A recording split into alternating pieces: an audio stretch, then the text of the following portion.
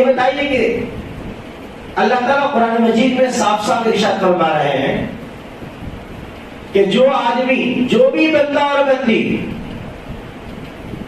نفسانی خواہشات کو مار کر، نفسانی خواہشات کو کچل کر، نفس کو مار کر میرے پاس آئے گا، فرماتے ہیں نا جنت 2 قدم پر ہے. کتنے؟ 2 قدم پر ہے جنت. ایک قدم یہاں پر رکھنا تو دوسرا قدم آٹومیٹک جنت میں جائے گا. کتنے قدم میں ہے جنت؟ 2 قدم میں ہے. اب دیکھیے کیا ہے 2 قدم. ایک قدم کہاں رکھنا ہے؟ پہلا قدم تم یہاں پر رکھو، دوسرا قدم آٹومیٹک جنت میں آئے گا. یہ خدا فرما رہا ہے 30ویں پارے کے اندر. فرمایا کہ جو آدمی وَأَمَّا مَنْ خَافَ مَقَامَ رَبِّهِ اپنے رب کے سامنے کھڑے ہونے سے ڈر گیا، جو آدمی اپنے رب کے وَأَمَّا مَنْ خَافَ جس نے ڈرا، خوف کھایا، مقام ربِّهِ اپنے رب کے سامنے کھڑے ہونے سے ڈر گیا، مقام ربی کہ میں میرے رب کے سامنے کھڑے ہونا ہے، میدان محشر میں مجھے بلایا جائے گا اور مجھے رب کے سامنے کھڑا کیا جائے گا. بتاؤ کہ میں اپنے رب کے سامنے کیا جواب دوں گا، کیا چہرہ لے کر جاؤں گا. یہ خوف، یہ ڈر مجھے ستا رہا ہے. اس خوف کی بنیاد پر، رب کے ڈر اور رب کے خوف کی بنیاد پر آدمی کیا کرنا؟ سب سے پہلا کام وَأَمَّا مَنْ خَافَ مَقَامَ رَبِّهِ وَنَهَى النَّفْسَ عن الہوا. اس نفس کے اوپر قدم رکھ کر خواہشات کو دبانا، خواہشات جس طرف اشارہ کرے اس طرف نہ چلنا، ہوا جس طرف تمہیں دعوت دے گناہ کی، برائی کی، معصیت کی اور ہر طرح کی برائی کی دعوت خواہشات دیتی ہے، نفس اس کی طرف ابھارتا ہے، تو تم سب سے پہلا قدم نفس پر رکھو. کیا رکھنا؟ نفس پر رکھو. تو اللہ فوراً، کوئی گیپ نہیں، فوراً آیت میں اللہ فرماتے ہیں یہ کام تم نے کر لیا، نفس کے اوپر قدم رکھ لیا، نفس کی جو ہے آپ خواہشات پر عمل نہیں کیا، نفس کو کنٹرول کر لیا، نفس کو دبا دیا، نفس کو کچل دیا، تو اب فَإِنَّ الْجَنَّةَ هِيَ الْمَأْوَى اب تمہارا دوسرا قدم جنت میں آ چکا ہے. آئے گا نہیں، آ چکا ہے. اب مأوى، اب یہاں تم جتنی خواہش چاہے کر لو، جتنی خواہش، جو خواہش ہے. لڑکیوں کی خواہش ہے، آ جاؤ. کیسی لڑکی؟ دنیا کی یہ گوبر بھری ہوئی لڑکی نہیں، پیشاب کاکڑے سے بھری ہوئی لڑکی نہیں. سو کر اٹھے تو چیڑ آنکھوں میں، ناکوں میں گندگی بھر جائے، کان میں گندگی بھر جائے، منہ میں بدبو آ جائے، ایسی لڑکی نہیں. تمہاری خواہش ہے، تم نے دنیا میں اس خواہش سے بچا، جنت میں اللہ تمہاری خواہش کے مطابق، اللہ کی خواہش کے مطابق وہاں کوئی کام نہیں ہوگا، بلکہ ہماری جو خواہش ہوگی اس کے مطابق اللہ ہمارا کام پورا کرائے گا. اللہ گوری ہونا، اچھی ہونا، خوبصورت ہونا، اللہ فرمائیں گے کہ ارے بندے تیری سوچ کی بھی باہر ہوگی، تو سوچا بھی نہیں ہوگا، تیری آنکھ دیکھی بھی نہیں ہوگی، تیرے کان سنے بھی نہیں ہوں گے، ایسی لڑکی تجھے عطا کروں گا. خواہش، تیری خواہش پوری ہوگی یہاں پر. کیوں؟ تو نے دنیا میں اپنے نفس کی، اپنے من کی خواہش کو دبا کر، کچل کر، کنٹرول کر کے رب چاہی زندگی گزار کے آیا تھا. آج جنت میں آیا ہے تو یہاں رب چاہی زندگی نہیں بلکہ تیری چاہی زندگی گزری. تو جو چاہتے ہو ملے گا.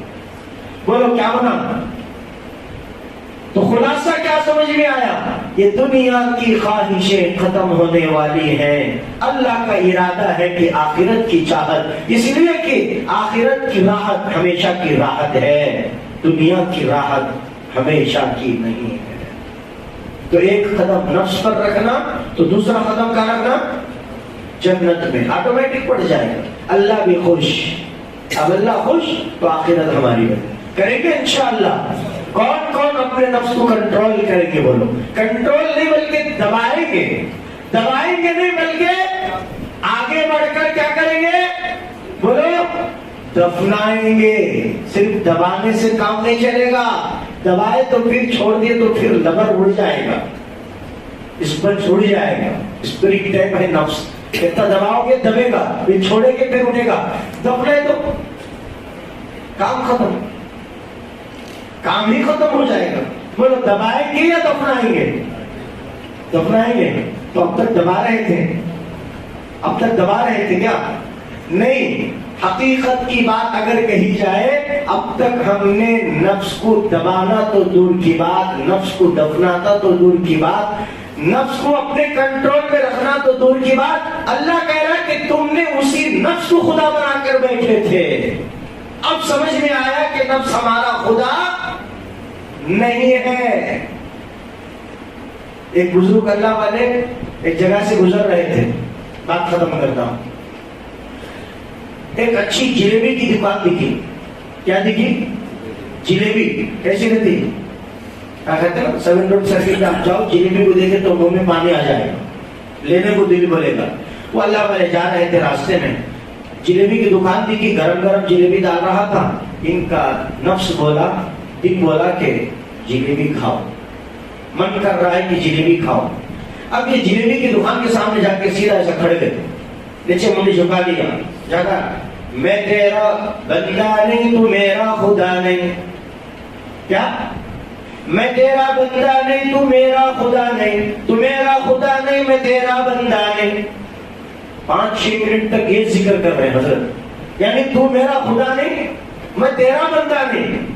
وہ جلیبی کی دکان والا پریشان ہو گیا.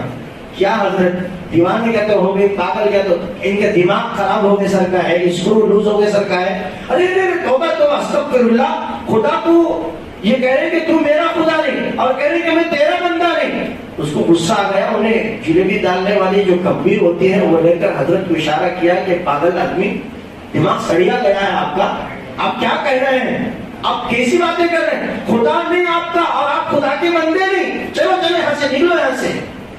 ارے بھائی کیوں جلدی کر رہا, صبر کر تھوڑا, سن پوری بات. کہا کیا بات ہے, ابھی کیا سننے کا, اتنی بڑی بات سنیں گے تو ہم صبر نہیں کریں گے, مار دیں گے. سن تھوڑی بات. جب میں راستے سے آ رہا تھا, تیری جلیبی کی دکان مجھے دکھی تو میرا نفس نے کہا کہ جلیبی کھاؤ. خواہش ہوتی نہیں ہوتی بھائی تم نے بھی, ہاں جلیبی کھاؤ. اب میرا نفس کہہ رہا تھا جلیبی کھاؤ. اب میں نے جلیبی کی دکان کے سامنے آ کر کہا کہ نفس کو, اے نفس تو میرا خدا نہیں ہے. کیا تو میرا خدا ہے کہ میں تو بولتے ہی تیری بات مان لوں, تو اشارہ کرتے ہی تیری بات کے اوپر عمل کر لوں؟ تو میرا خدا نہیں ہے اور میں تیرا بندہ نہیں, میں تیری بات نہیں مانوں گا. یعنی میں نفس کو کہہ رہا تھا کہ تو میرا خدا نہیں اور میں تیرا بندہ نہیں. اب انہیں توبہ کر کے حضرت معافی چاہتا ہوں, غلطی ہو گئی. اسی لیے اللہ والے ہوتے ہیں, چھپے ہوئے رہتے ہیں, سب کو نظر نہیں آتے. تو سمجھ میں آیا, نفس خدا یا ہمارا خدا؟ نفس کا خدا بھی ہے ہمارا خدا. نفس بھی اللہ کا غلام, شیطان بھی اللہ کا غلام, اور ہم بندے بھی. اللہ تعالی ہم سب کو کہنے اور سننے سے زیادہ عمل کی توفیق عطا فرمائے. نفس کو پہچان کر, شیطان کے چالوں کو پہچان کر اور نفس کی غلامگیری سے, شیطان کی اتباع سے اللہ تعالی ہم سب کی حفاظت فرما کر اس کی حکم کے مطابق اور نبی علیہ الصلوۃ والسلام کی شریعت کے مطابق زندگی گزارنے کی توفیق عطا فرمائے.